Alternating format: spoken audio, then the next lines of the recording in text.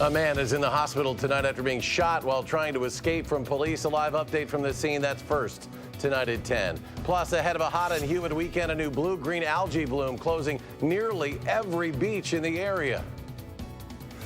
Hope is everything. And hope is what this local woman is giving to people in our area who have lost everything. This is News 3 at 10.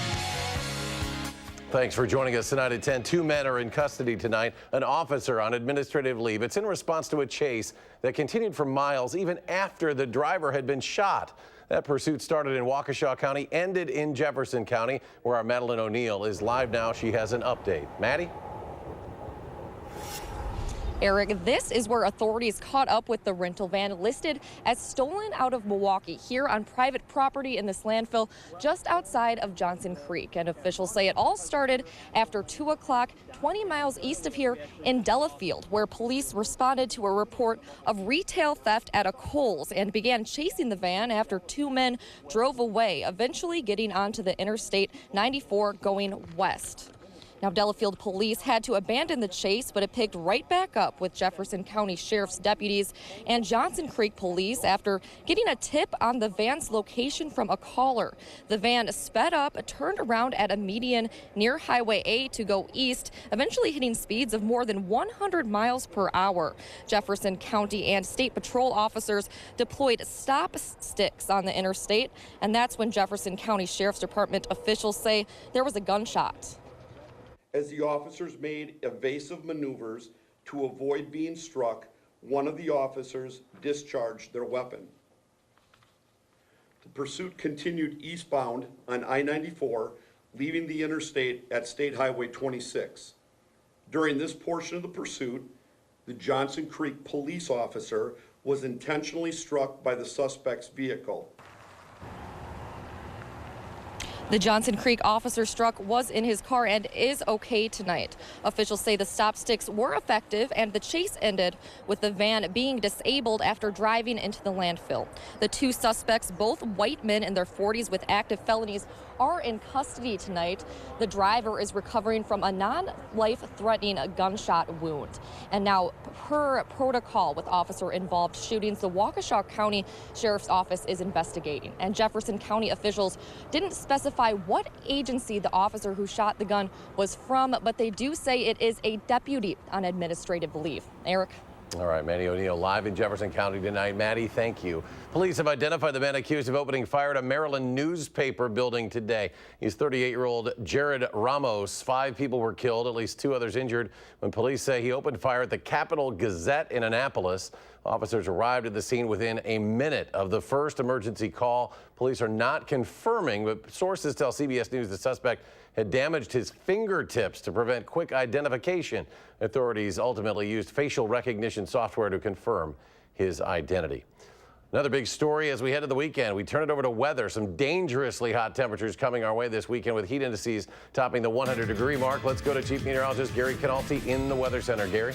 Eric, didn't that view of the Capitol look nice this evening? It is pretty humid out there, and when you add the heat the next couple of days, it's going to be dangerously hot. We have alert days in the forecast for tomorrow and Saturday for high temperatures in the middle 90s and heat index values in the upper 90s to near about 107 degrees.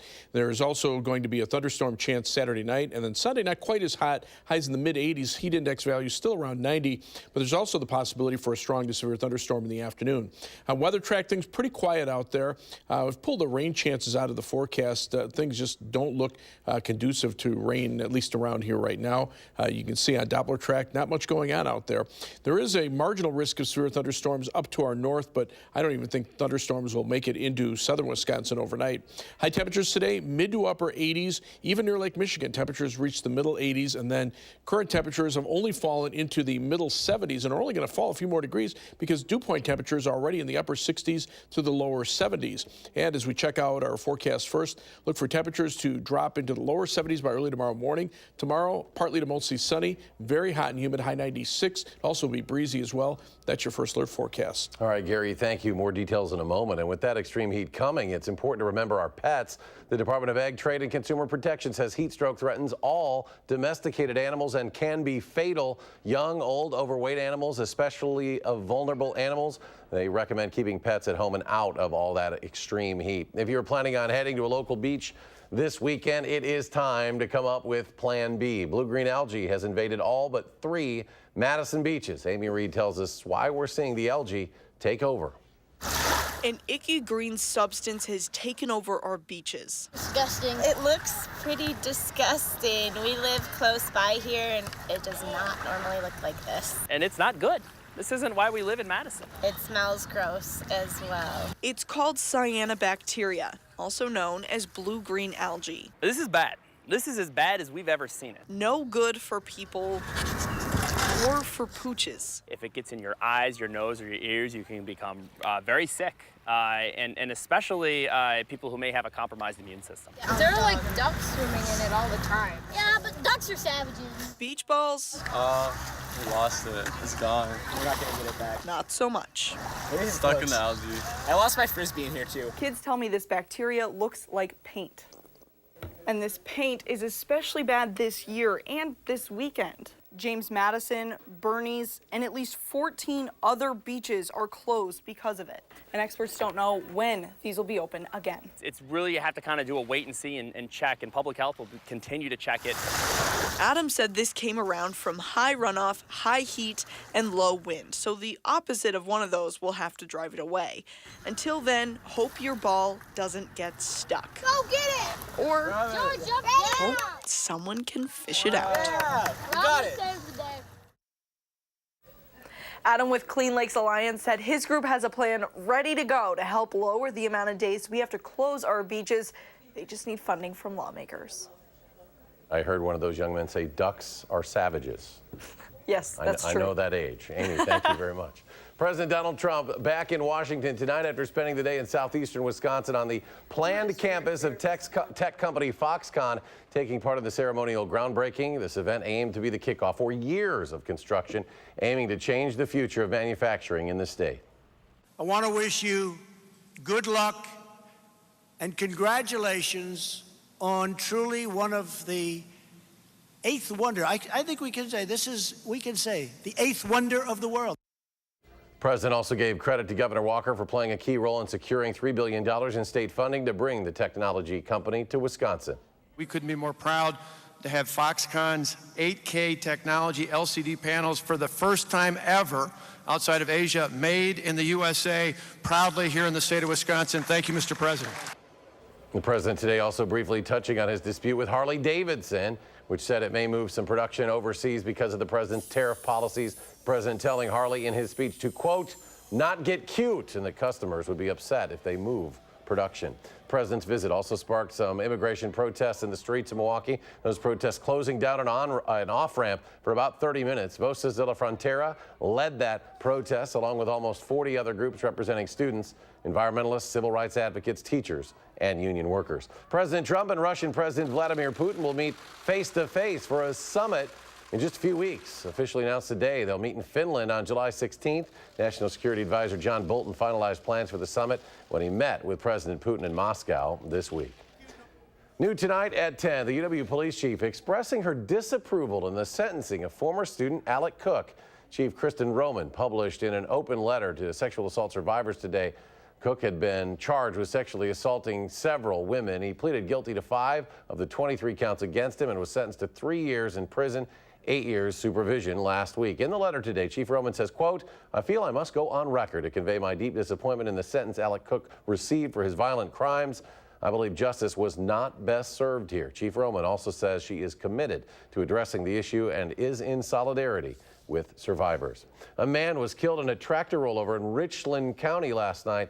The sheriff's office says the initial call came in around 9:45 to the property on County Road O. That's in the town of Orion. A man operating the tractor, Charles Ray, was pinned underneath and pronounced dead at the scene. Officials described the area where it happened as dense and hilly. The Wisconsin State Patrol will be taking to the skies tomorrow in Iowa County to enforce speed limits and other traffic laws. State troopers say they'll be using aircraft as well as ground-based efforts along Highway 151. They say they publicly announced these plans in order to have more people voluntarily comply with traffic laws at all times. The Reebok CrossFit Games extending its partnership with Madison announced today the games will be hosted in the city through at least 2021 now. They've added 2 years to the first contract. CrossFit Games features athletes from around the world who compete for the title of Fittest on Earth. This August, the games will return to the Alliant Energy Center grounds for the second year. It is an annual bike ride for a purpose, and you may have seen this group around town being escorted by a fire truck and ambulance. A group of about 15 bike riders who are also EMTs from around the region got together to bike across the Midwest to honor EMTs who have died in the last year. This bike ride is a way for them to pay their respects for those who put their hearts into the business of saving lives. But it's not just the ride itself that's special for these cyclists. We carry dog tags for each one of them. We carry 2, so if we meet a family member or if we come up with meet a family member later on, we give them the tag, let them know that we rode for them. And they're making their way to Chicago and are expected to complete their ride in 2 days. More to come tonight at 10. Heat indices, as we mentioned, the triple digits this weekend. Gary will have his complete updated forecast in just a moment. But first, a local woman doing something good to help end homelessness in Dane County. Stay with us.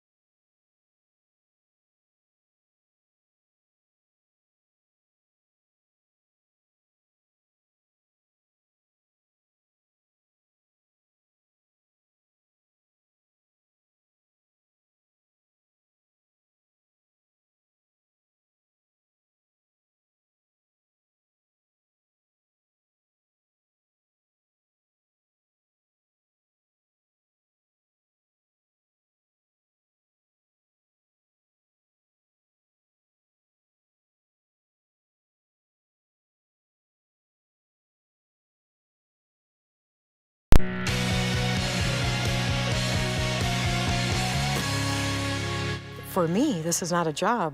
It's a I'm on a path in life, and I feel blessed. It's not a job that just anyone can do. In recent years, Karen Andro has become the go-to person in terms of downtown services for the homeless community. As Charlotte DeLeste tells us, she's a helper, a guide, a guardian, doing something good for those who need it the most.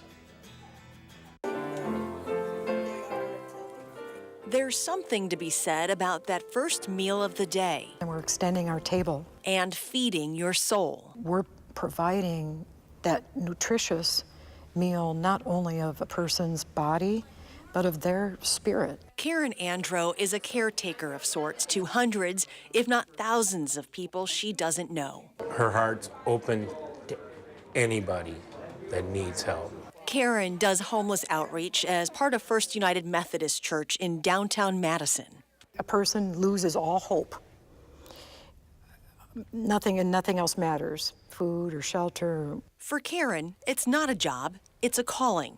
And that calling leads her to places where those who are homeless and experiencing some type of trauma live, no matter the weather or time of day. For me, my heart sees, hears, feels, and responds to suffering because I don't have a lot of patience for unmet needs. But on Wednesdays, Karen, members of the church, and volunteers do what they can to fill those unmet needs by building a bridge of hope and help. They offer what they call a community breakfast, followed by the Come As You Are worship and support gathering.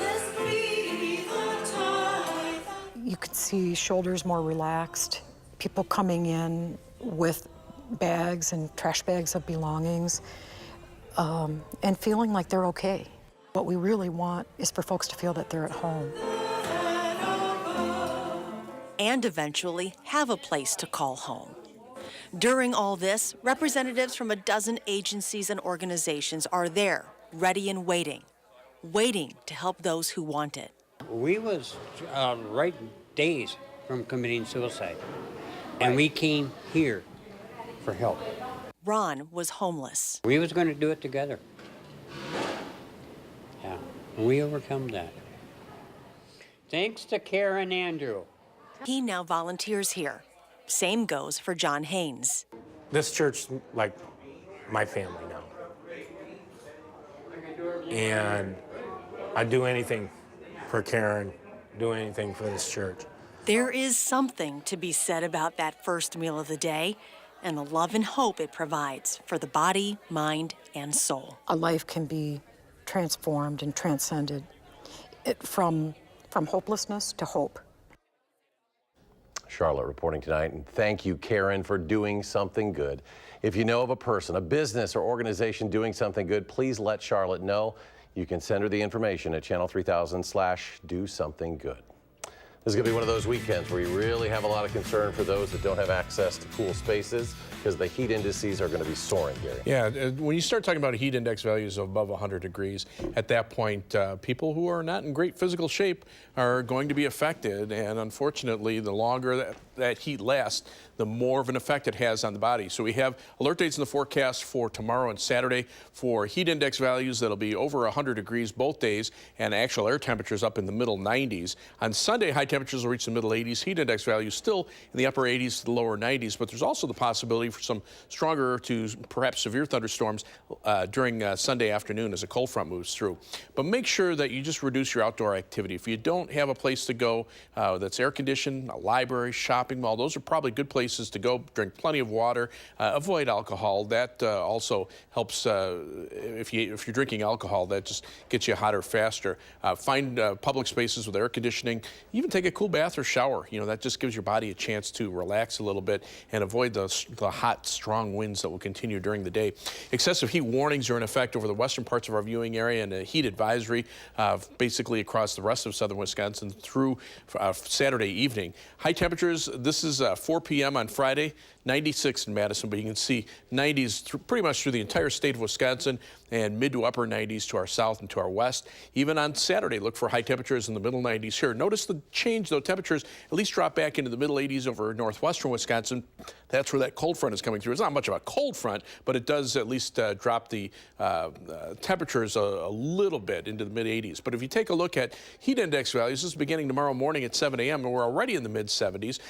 Heat index values perhaps into the trip. Now, this is just the very latest computer model forecast. If that is correct, 113 degrees, we would be in an excessive heat warning through southern Wisconsin. That might be a little overdone if some of of the computer models are indicating the dew point temperatures should reach the lower 80s. That's probably unlikely, but even so, that still keeps heat index values around 80 overnight and then back into the triple digits as we head into Saturday. And then late in the day, we'll see those heat index values still remain in the 90s. So very hot and humid. Things pretty quiet out there. I've taken the rain out of the forecast. It's just getting so hot. The atmosphere is expanding. The severe weather risk up to the north of us tonight, a marginal risk into far parts of our viewing area, but I don't even think we're going to see thunderstorms. Tomorrow, that severe weather threat stays to the north and west, and then on Saturday, we could see it by Saturday night. Live view from the Edgewater Skycam in downtown Madison. Look at the high temperature for today, 86 degrees, but the low temperature this morning, 60 degrees, and you can see it's going to be hot as we continue on into the next couple of days. So excessive heat warning from noon until 7 tomorrow for our western viewing area. Heat advisory from noon tomorrow until 7 p.m. Saturday for the rest of southern Wisconsin. That area under the heat warning goes to a heat advisory tomorrow night into Saturday. Low of 72, very mild and muggy. Tomorrow's high 96, heat index values up as high as 107. Strong southerly winds will kick in tomorrow after low temperatures drop into the lower 70s. Highs tomorrow mid-90s. Low temperatures tomorrow night only in the upper 70s, and then high temperatures on Saturday in the mid-90s. Could see some thunderstorms by Saturday night. 7 to 10 day forecast calls for temperatures to drop into the middle 80s for Sunday and Monday, but I mean even then the humidity stays high, and then we're back up to around 90 right through the 4th of July holiday and into the following weekend. Really no break from the heat there, and just slight chances for thunderstorms. Feeling summer in full force these next few days. Gary, thank you. Madison, Jerry Kelly off to a great start at a major, the U.S. Senior Open. We'll hear from the tournament leader ahead in sports.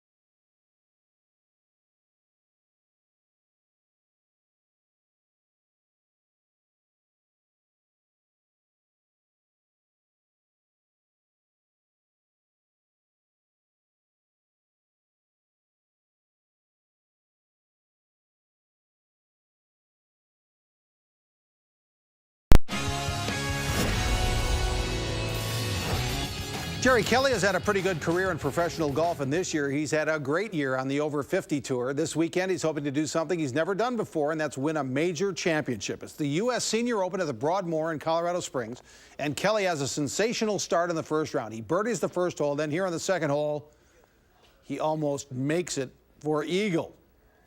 2 holes, 2 birdies for Jerry Kelly. And he just keeps it going after that. Another dart on 5. He rolls in this 6-footer for another birdie. Jerry Kelly, your leader at the U.S. Senior Open, dealing with gusty winds to 35 miles an hour. Every time we guessed right. And that's pretty much what it was. It's a calculated guess. Just like hitting it out of the rough. You just don't know what you're going to get until you hit it. And today the guesses were right. I felt very comfortable, and, there's a long way to go. It's a 2-shot lead over 4 others, including Miguel Angel Jimenez, Kevin Sutherland, Rocco Mediate, and Dean Pappas. Kelly's swing coach and brother-in-law Jim Schumann is tied for 126th after shooting 80 in the first round of the U.S. Senior Open. The Brewers begin a 4-game weekend series in Cincinnati against a red-hot Reds club that has won 9 of its last 10 games. Jesus Aguilar, though, has been unbelievable lately. Tonight, he hits another home run. That's 19 for Aguilar. He ties Bryce Harper for the National League lead. He goes 3 for 4 with 2 RBI tonight. Brewers trailing 4-2 in the 7th when Reds killer Eric Thames does it again. Thames hits a 3-run homer, his 10th of the season. That's 6 homers in his last 33 at-bats at Great American Ballpark. Brewers win 6-4. Cubs also beat the Dodgers this afternoon, 11-5. Madison Mallards at Warner Park tonight against the Wisconsin Woodchucks. The Mallards take a lead in the 2nd inning. David Vinsky hits it to right center. Is it enough? Is it enough? It is. It's a home run and a 1-0 Mallards lead. In the 4th inning, they add to it. Garrett Kieber singles to score Trevor Boone. Mallards win 5-0. They lead the South Division by 3 games with a 25-7 record this season. Last February, 103 million people tuned in to watch the Super Bowl between the Eagles and Patriots. You know how many people tune into the World Cup? 3.4 billion viewers worldwide.